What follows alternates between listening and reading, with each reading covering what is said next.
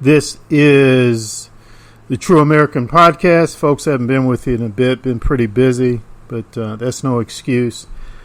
Doesn't mean, however, I haven't been thinking about some things and working on some things. I'm always about doing what I can do to bring America back, to restore America, to make America great again.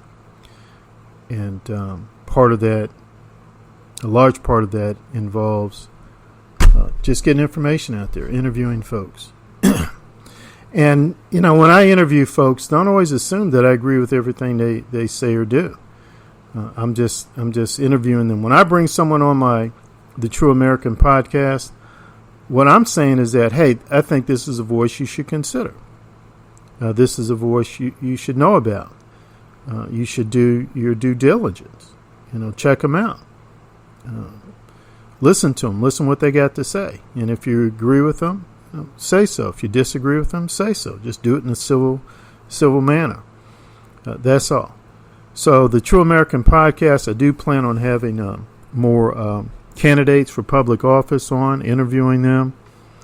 I have interviewed Stewart, Brother Stewart, I think it's Stewart Ray. He's running for Congress. John Yarmuth, he's stepping down, so his congressional seat is wide open, and so the Republican Party has put up a guy, a local business guy.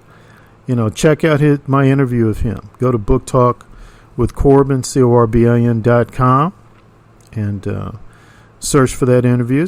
It's an interesting interview. And again, check out what the guy's got to say. Compare what he's got to say with the other candidates. Check out what the other candidates have to say. Compare what those candidates have to say with this brother, who's running for Yarmouth's seat. I mean, that's what it's all about. At least that's what it should be all about.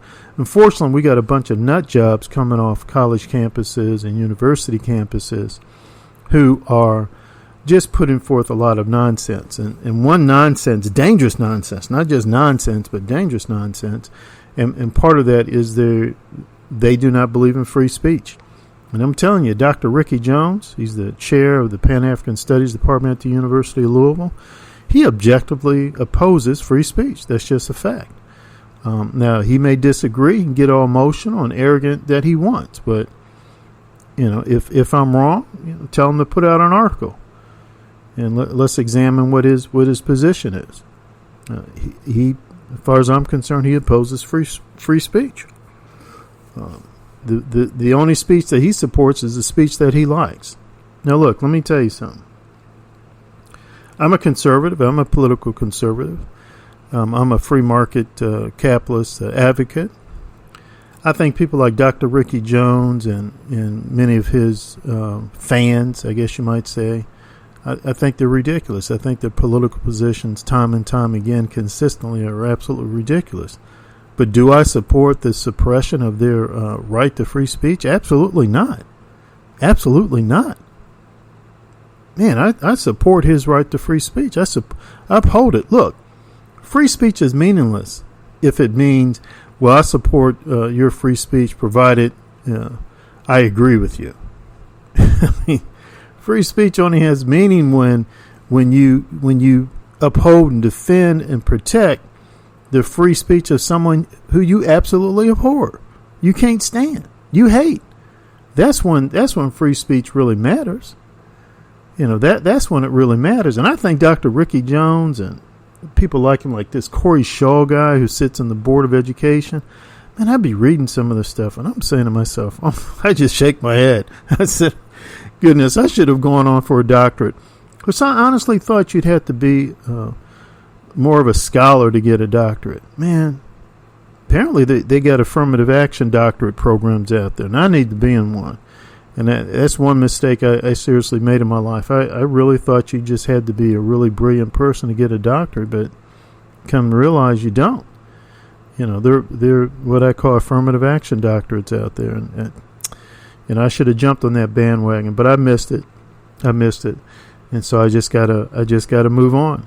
Keep on talking, keep on talking, and keep on doing what I'm doing.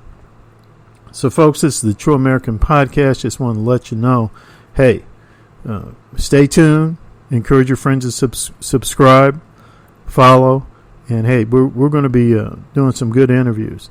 And there's one other thing I want to say. Go to booktalkwithcorbin.com, CORBIN.com. That's the website. Check out some of my interview with a Stovall, a lady. Last name is Stovall. Folks, do you realize there's pornographic material in some public schools here in Jefferson County, Louisville, Kentucky? Do you realize that? And that's not just my opinion. That's not my bias. I interviewed this woman, and she read the material to me. She showed me the material. People, it's flat out pornography. It is flat out pornography. And it's in our public school system. And here's the other issue that gets me. How come Marty Polio won't speak out about it? It's been brought to his attention. I guarantee you that. Matt Singleton, he's running for the Board of Education. He I think he sent some letters and all to Marty Polio. Corey Shaw, he's a pastor. He sits on the Board of Education. It's been brought to his attention. I know for a fact it's been brought to his attention a couple of times. And there's nothing. It's just the silence from those two folks on this issue. People, it deeply concerns me. Now, look, I don't support their politics. I get that. They don't support my politics. I get that. Folks, this is a nonpartisan issue. This isn't about Democratic Party, Republican Party. This isn't about the left or the right. This isn't about liberal versus conservative. This is just flat out, this is a principle. And the principle is, we don't give pornography, taxpayers don't give pornography to young kids. Now, if a parent wants to do that in the privacy of their home, hey, that's a whole nother issue. That's your deal. You do what you do. But my taxpayer dollars or any other taxpayer dollars and to provide pornography in the public schools, come on, folks. Are you serious? That's a nonpartisan issue. That's a nonpartisan issue. And we got some black folk. Yeah, I'm going to say it. Because a lot of times you white conservatives, you white patriots are scared. Well, I'm going to say it. You got a lot of black folk out here who are paraded as civil rights leaders. You're cowards. Why are you being such cowards on this issue? This has got nothing to do with partisan politics. Your white massive Democratic Party person, if he gets upset with you because you're speaking out against porno in the public school system, then so what? There are just some things you just got to rise above the political fray. You just got to rise above partisan politics. You have to, and this is an issue where we have to rise above that. Pornography to children in the public school system, and we're having a debate on that. We're refusing to speak out against it. Corey Shaw, Ricky Jones, Kevin Cosby, you guys need to be ashamed of yourselves. Now, if you guys have spoken out against that, then you need to let me know. You need to say, hey, Seavers, you don't know what the heck you're talking about. You got bad breath. Your feet stink. We have spoken out on this issue, and here's my position. And as soon as you do that and you show me what your position is in writing, hey, I will apologize. You better believe I'll apologize. I'll apologize, and I'll ask you out to dinner. I'll give you a dinner. I'll take you to this Cuban restaurant out there in Main Street. I can't pronounce the Cuban restaurant's name, but boy, it's one of the best daggone restaurants in the city of Louisville, folks, bar none. But anyway, I'm putting it out there to those three publicly.